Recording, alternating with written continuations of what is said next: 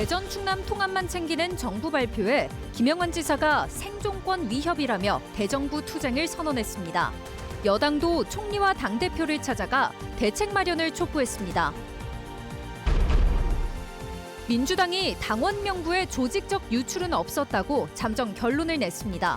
하지만 주먹구구식 관리 실태가 드러나면서 파장이 이어지고 있습니다. 수도권 송전설로 노선을 정하는 과정에서 비수도권 주민끼리 갈등하고 있습니다. 머릿수 대결에서 밀리는 충북 주민의 분노가 폭발하고 있습니다.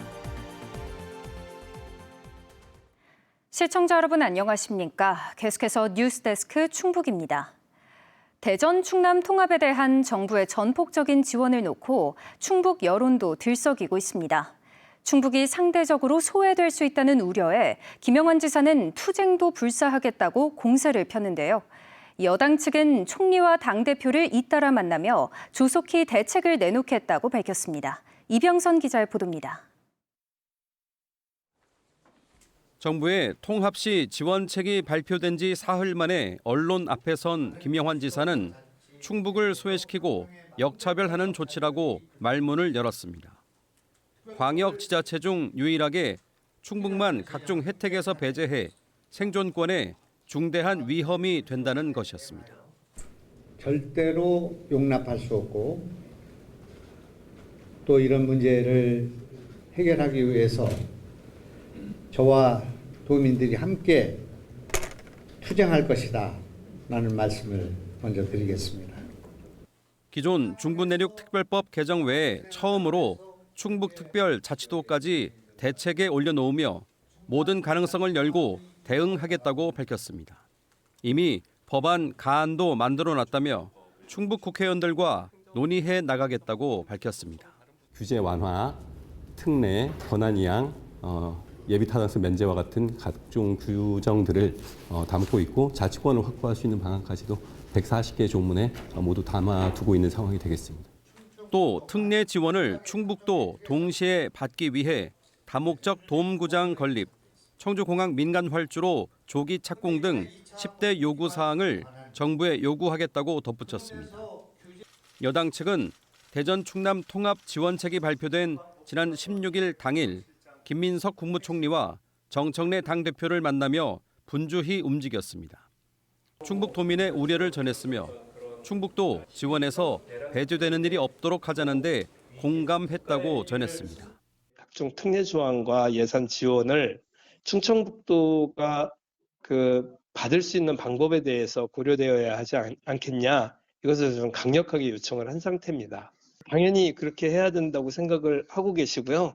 대전 충남 통합의 특례를 파악하고 도민 여론조사도 추가로 한 뒤 조만간 충북 대책을 수립해 정부, 중앙당과 협의해 나갈 계획입니다. 한편 정부의 지원안에 대해 대전 충남은 한시적 지원이라며 불만을 드러내고 있어 통합 추진이 순조로울지 또 인접한 충북까지 특례 적용은 가능할지 불투명한 국면은 당분간 이어질 전망입니다. MBC 뉴스 이병선입니다. 민주당 충북도당 당원 명부 유출 논란에 대해 중앙당이 조사한 결과 조직적인 유출은 없었던 것으로 확인됐습니다. 그런데 한편에서는 유출이 없는데 어떻게 신규 당원 번호를 알았냐는 의문도 여전히 나오고 있습니다. 여기에 비밀번호 공유 같은 주먹구구식 관리 실태까지 드러나 파장은 계속되고 있습니다. 보도에 김영일 기자입니다. 새로 입당한 민주당 당원들이 일부 지방선거 출마 예정자들의 홍보성 메시지를 받으면서 불거진 당원 명부 유출 논란. 중앙당이 도당 컴퓨터를 압수해 조사한 결과 조직적인 명부 유출은 없었다로 가닥이 잡혔습니다. 누군가 명단을 통째로 빼돌린 흔적이 발견되지 않은 겁니다. 조직적으로 당원 명부가 유출되지 않았다는 걸로 결론이 났습니다. 당의 전산 시스템 자체가 모든 로그 기록과 다운 기록을 지울 수가 없게 단 근거에 남아 있는데 그런 예가 없었습니다. 다만 당원 명단 관리에는 문제가 있었던 것으로 드러났습니다. 재작년에는 도당 당직자가 지역위원장들에게 다른 지역의 당원 명단까지 잘못 보냈다가 회수한 사실이 적발됐고, 지난해 8월에는 보안이 생명인 당원 입력 시스템의 아이디와 비밀번호를 일부 출마 예정자 측에 공유해준 사실까지 드러났습니다. 민주당은 이에 대한 책임을 물어 도당 사무처장과 조직국장을 직위 해제했습니다. 당원 명단을 입력하는 부분에서도 좀 관리 소홀에 대한 부분이 이제 이번에 발견이 돼가지고 실무에서 최고 책임자라고 생각되는 사람에 대한 징계가 있었던 걸로. 이로써 당원 명부 유출 논란은 일단락 될 것으로 보이지만 갈등의 불씨는 여전합니다. 일부 출마 예정자들은 유출이 없었는데 어떻게 특정 후보들이 새로 입당한 당원들의 연락처를 확보할 수 있었냐며 의문을 제기하고 있고, 유출 의혹 대상자로 지목된 출마 예정자들은 의도적인 네거티브라며 법적 대응까지 예고하고 있습니다. 저를 명부 유출 당사자인 것처럼 거론하거나 확인되지 않은 허위 사실을 유포해서 제 명예를 훼손하는 행위에 대해서는 민형사상 모든 가능한 조치를 포함해 강력히 대응할 예정입니다. 민주당은 이번 주 중으로 최종 조사 결과를 공식 발표한다는 계획이지만 당심이 승패를 가르는 예비 경선을 앞두고 후폭풍도 적지 않을 전망입니다. MBC 뉴스 김영일입니다. 기획재정부 관료 출신 인사가 제천시장 출마를 선언했습니다. 지난 17일 사직한 이재우 전 기획재정부 총사업비 관리과장은 국민의힘 입당과 함께 제천시장 출마를 공식 선언했습니다. 오는 6월 지방선거와 관련해 중앙관료 출신이 공직을 사퇴하고 출마한 건 이번이 처음입니다. 이재우 전 과장은 대한민국 예산을 다뤄온 행정 전문가로서의 경험을 살려 낙후된 제천을 이끌 젊은 경제시장이 되겠다는 포부를 밝혔습니다. 국민의힘 소속 김승용 전 옥천문화원장이 오는 6월 지방선거 옥천군수 출마를 공식 선언했습니다. 김 전 원장은 오늘 기자회견을 열고 문화경영 전문가로서 침체한 고향에 활력을 불어넣겠다며 말보다 결과로 증명하는 돈 버는 옥천을 만들겠다고 밝혔습니다. 김 전 원장은 지난 2022년 선거에서 황규철 현 군수에게 패한 뒤 이번이 재도전입니다. 현재 국민의힘에서는 유재목 도의원과 전상인 보좌관, 추복성 옥천군 의장이 후보군으로 거론되고 있습니다. 수도권 전력 공급을 위해 충북에만 34개의 송전선로가 깔린다는 보도 전해드렸는데요. 이 노선을 정하는 과정에서 지역 간 갈등까지 커지고 있습니다. 주민 대표들이 투표로 노선을 정하는 구조상 대표단 수가 적은 충북이 일방적으로 밀릴 수밖에 없다는 건데요. 결국 애꿎은 비수도권 주민들끼리 얼굴을 붉혀야 하는 상황입니다. 김은초 기자의 보도입니다. 한국전력이 주최한 송전선로 주민설명회. 주민들은 수도권이 쓸 전기를 위해 왜 청주 주민들이 희생해야 하냐며 분노를 쏟아냈습니다. 돈은 지들이 벌고 우리가 피해는 옥산면이 피해된다는 걸 뭐하는 짓입니까? 이거 거미줄만 전선만 늘려놓고 이게. 송전선로 노선을 결정하는 입지선정위원회가 충북에 불리하게 짜여 있다고도 주장했습니다. 촉수역 밀리는 거요. 충북에 성경면이죠. 충남은요. 그분들이 결정을 한다면은 그 시험 어디로 나갔어요? 현재 논의 중인 신계룡 북천안 송전선로는 계룡에서 출발해 세종과 청주를 지나 천안으로 향합니다. 이 노선 후보지에 포함된 청주 지역은 옥산과 오창, 오송 등 3개 읍면. 반면 인접한 충남과 세종은 22개의 읍면동이 포함됐습니다. 규정상 각 읍면동마다 3명씩 주민 대표를 뽑아 노선을 정하다 보니 111명의 위원 중 청주 몫은 10%도 안 되는 구조입니다. 다수결로 가면 충북의 목소리는 묻힐 수밖에 없습니다. 결과적으로는 형식적인 행위를 거쳐서 산간 지역이라든지 농촌 지역이라든지 인구가 좀 적은 이런 쪽으로 몰아가는 형식으로 운영이 되고 있기 때문에 한전 측은 지역 조건상 불가피한 선택일 뿐 의도적인 결정은 아니라고 해명했습니다. 모든 지역으로 다 이렇게 모는 게 아닙니다. 거기는 민가 도심 지역이기 때문에 그쪽으로는 못 가는 겁니다. 막혀가지고. 이런 쪽수 싸움에 내몰린 건 제천도 마찬가지입니다. 강원도 평창에서 출발해 제천을 거쳐 원주로 향하는 신평창 신원주 노선 역시 제천은 4개 읍면동만 포함된 반면 강원도는 4개 시군 11개 읍면동이 참여하고 있습니다. 결국 수도권 전력을 공급하기 위해 비수도권 시골 마을 간의 갈등만 부추기고 있다는 비판이 나옵니다. 수도권 외의 지역은 다 송전탑, 내 머리 위로 초고압선이 지나가는 거예요. 피해 지역끼리 서로 노선 가지고 한전에서 싸움을 붙이는.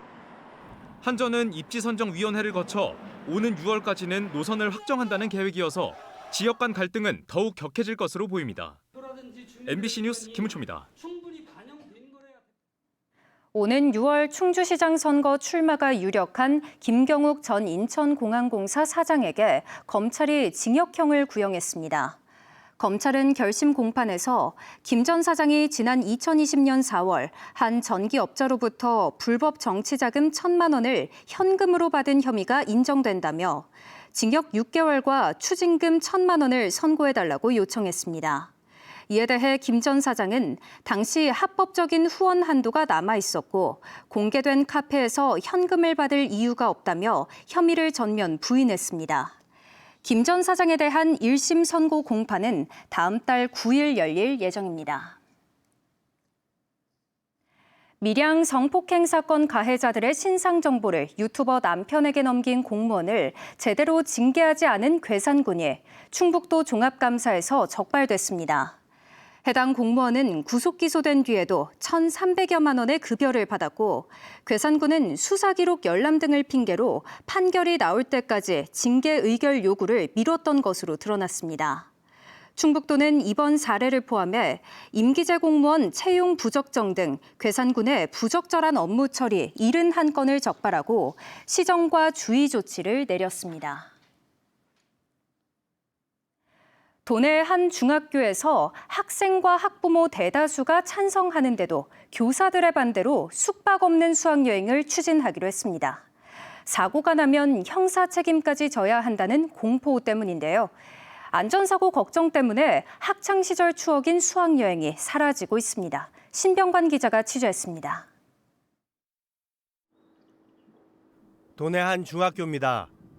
올해 2학년 수학여행을 숙박형으로 갈지 조사한 결과 학생은 78.6%, 학부모는 84.1%가 동의했습니다. 하지만 교사 동의율이 4.6%에 그쳐 숙박 없이 추진하기로 결정했습니다. 기대에 들떠있던 자녀들이 낙담하는 모습에 학부모들은 화가 납니다. 사고가 날 경우 책임을 걱정하는 교사들을 이해한다면서도 선생님이라면 최소한 학창시절 한 번뿐인 제자들의 수학여행의 추억만은 지켜줘야 하는 거 아니냐며 학교에 대한 실망을 감추지 못했습니다. 부모도 떨어져서 같이 단체 생활도 해보고 여러 가지 유적지나 관광지나 이런 쪽에 방문해서 좀 지식이나 현장에서 습득하는 것들이 많을 텐데. 지난 2022년 현장 체험학습 중이던 초등학생이 교통사고로 숨지면서 주의 의무를 다하지 않은 혐의로 교사가 재판에 넘겨졌고 지난해 11월 2심에서 유죄가 선고됐습니다. 사고 이후 줄어들던 현장 체험학습은 유죄 선고로 더욱 얼어붙는 분위기입니다. 지난해 학교 안전법에 학생의 안전조치 의무를 다한 경우 민형사상 책임을 지지 않는다는 내용이 포함됐지만 교원단체들은 미흡하다는 주장입니다. 충북교청은 시행령과 교육부 지침을 통해 법적 면책 요건을 명확하게 명문화해 줄 것을 요구하고 있습니다. 현장 체험학습 전담 변호사 배치와 안전 전담 인력 확대도 시급하다고 덧붙였습니다. 사고 예방 조치를 위한 충실한 매뉴얼 개발도 필요합니다. 나아가 교육 현장의 교원이 무과실을 스스로 증명하는 구조는 바뀌어야 되고 안전한 체험학습 지원은 교육청이 책임져야 됩니다. 이 밖에 청소년 단체와 가족 주도 현장 체험학습을 늘려 학교의 역할을 분담하는 방안도 대안으로 거론하고 있습니다. 교사를 보호해야 학생 안전도 지켜진다는 교원단체의 목소리에 점차 위축되는 현장 체험학습을 언제까지 감내해야 하냐는 적지 않은 학생과 학부모들의 우려도 교차하고 있습니다. 아이들에게 수학여행의 추억을 되돌려줄 실효성 있는 대책이 시급한 시점입니다. MBC 뉴스 신병관입니다. 오늘 오전 9시 40분쯤 청주시 외북동 SK하이닉스 4공장의 폐수 배관에서 인산 30리터가 누출됐습니다. 이 사고로 배관 작업을 하던 작업자 5명의 방진복 위로 인산이 튀었고 병원으로 옮겨져 검사를 받았지만 다친 사람은 없는 것으로 확인됐습니다. SK하이닉스는 사고 발생 30분 만인 오전 10시 10분쯤 임시 복구 작업을 마쳤으며 누출된 화학물질을 전량 폐기할 예정이라고 밝혔습니다. 청주시와 화학물질안전원은 정확한 사고 경위를 조사하고 있습니다. 뉴스를 마칩니다. 고맙습니다.